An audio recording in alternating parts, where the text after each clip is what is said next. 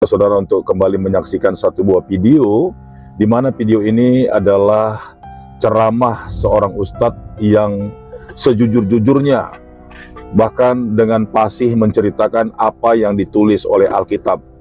Bahkan kalau saya nilai,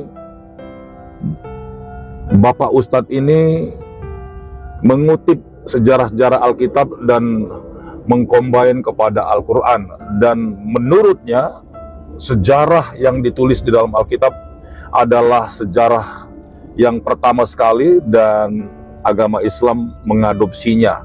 Namun dia mengatakan bahwa tetaplah bahwa agamamu agamamu, agamaku agamaku. Seperti apa ceramahnya saudara? Mari sama-sama kita saksikan video berikut ini. Dari Nabi Adam turun sampai kepada Abraham, yang Anda yakini sebagai Abraham. Abraham itu nama aslinya dalam Quran itu disebut dengan Ibrahim. Katolik, Kristen, Yahudi, Kristen Armenia, dan Kristen Ortodok menyebutnya sebagai Abraham. Di dalam Islam menyebutnya Ibrahim. Ibrahim itu bukan orang Arab. Ibrahim itu lahir di satu tempat yang bernama Ur-Kaldani, dan itu ada di negara yang bernama Babilonia. Hari ini disebut dengan Irak atau Irak. Orang Indonesia menyebutnya Irak, orang Arab menyebutnya Irak. Ibrahim, nah ini Bu, Ibu, suami suka ngasih hadiah enggak? Suka ngasih hadiah? THR. Pak, istri pernah ngasih hadiah sama bapak? Hadiahnya apa? Anak Ustaz. Anak. Makanya anak saya banyak karena hadiahnya sering dikasih Ustaz. Bu, Pak, Nabi Ibrahim orang Babylon menikah dengan perempuan Mesir yang bernama Sarah. Karena tidak punya anak, nah siapa tahu ini jadi motivasi buat ibu. Saking cintanya Sarah kepada suaminya yang bernama Ibrahim alaihissalam, Ibrahim dikasih hadiah sama Sarah. Mudah-mudahan ibu juga ikut Sarah. Apa hadiahnya Sarah kepada Ibrahim? Memberikan hadiah seorang istri yang bernama Hajar. Kira-kira mau ikut ibu? Aduh mohon maaf Pak Kades, kesempatannya udah habis. Kemudian dikasih hadiah, nama istri itu adalah Hajar. Hajar itu berasal dari Kanaan. Kanaan itu hari ini Palestina, yang di dalam bahasa Arab disebut dengan Ardus Syami, bumi Syam. Bumi Syam itu hari ini menjadi 4 negara. Ada Palestina, ada Suriah, ada Jordania, dan ada Libanon. Itu bumi Syam. Sedangkan Makkah dan sekitarnya disebut dengan Hijaz. Maka tak lama setelah menikah dengan Hajar, lahirlah seorang anak laki-laki yang bernama Ismail. Di dalam perspektif Injil disebut dengan Samuel. Di sana istri yang pertama yang bernama Sarah melahirkan anak yang bernama Ishak. Ishak punya anak namanya Yakub. Di dalam Injil saudara ditulis dengan nama Jacob. Jacob punya anak 12 yang disebut dengan Bani Israel. Yusuf bersaudara. Yusuf bersaudara, abangnya ada satu di antara bernama Lewi. Lewi punya anak namanya Imran. Imran punya anak Musa dan Harun.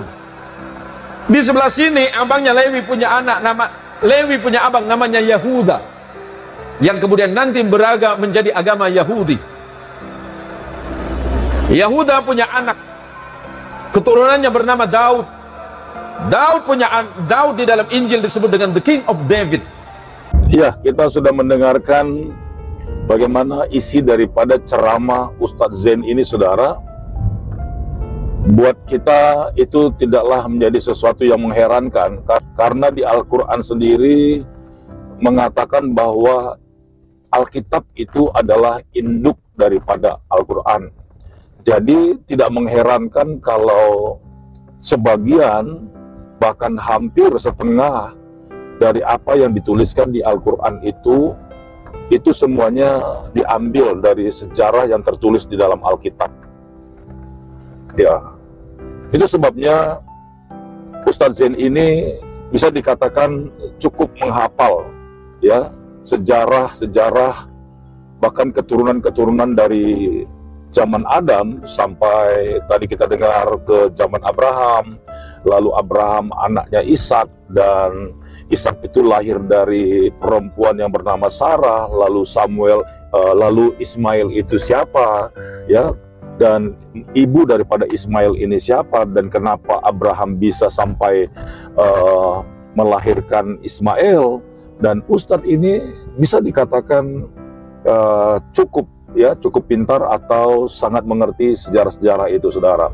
Tentu secara logika ya, orang yang punya kemauan belajar, orang yang ingin mencari sejarah yang benar, tentunya dia akan mencari sumber yang valid, sumber yang bisa dipercaya.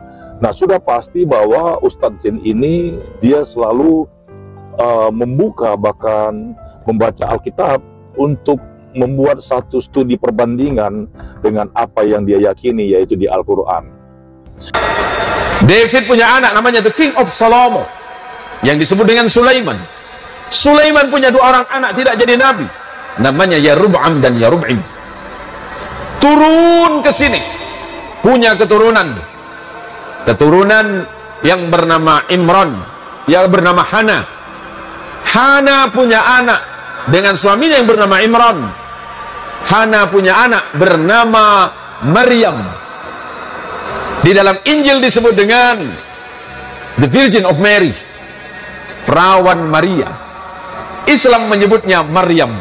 Punya anak laki-laki yang disebut sebagai Isa al-Masih, yang Anda meyakini sebagai the Jesus of Christ. Nabi Muhammad lahir dari keturunan Ibrahim, dari jalur Ismail. Ismail tidak punya keturunan Nabi.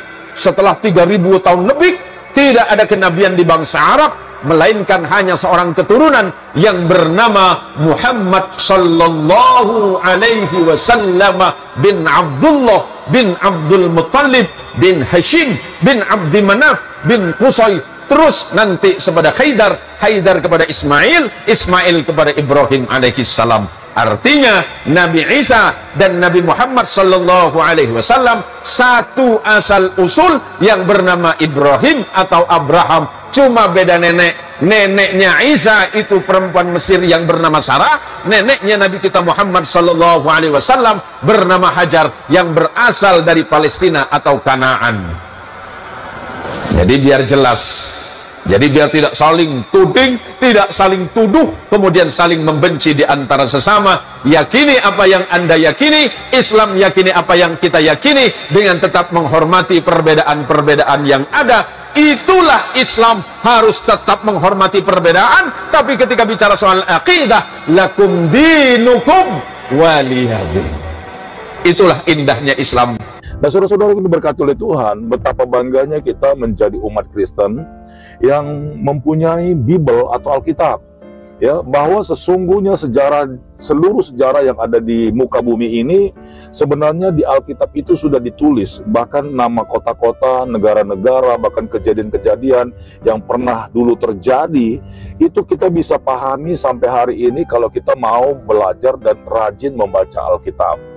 Ya, kalau Ustadz ini aja mau menggali sebuah pengetahuan ya di dalam Alkitab, kenapa kita tidak, saudara?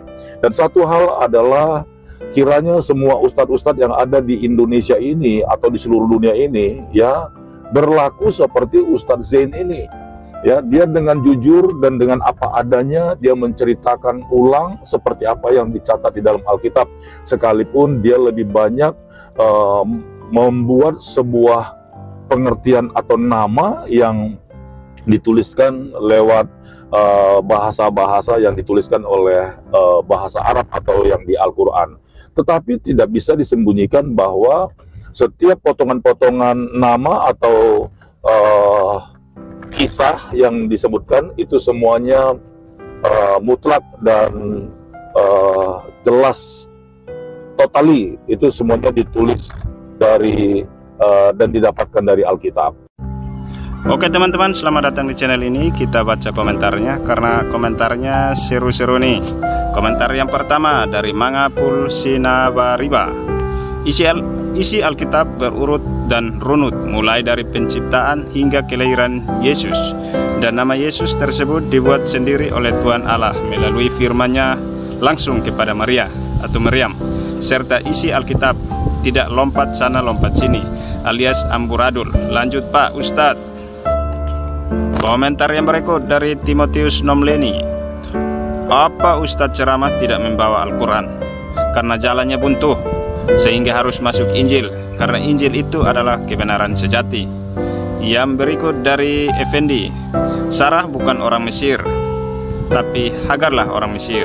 Tapi Sarah itu anak dari saudaranya Abraham sendiri. Komentar yang berikut dari Meo Selan.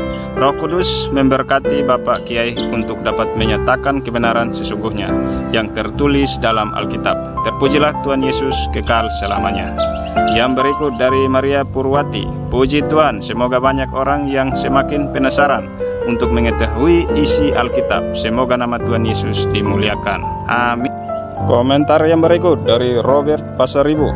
Para ustadz penceramah yang gemar membahas Alkitab ibarat tour guide yang belum tahu jalan. Mereka cinta agama secara berlebihan walau sesungguhnya belum mengenal Allah. Komentar yang berikut dari Peter Mandala.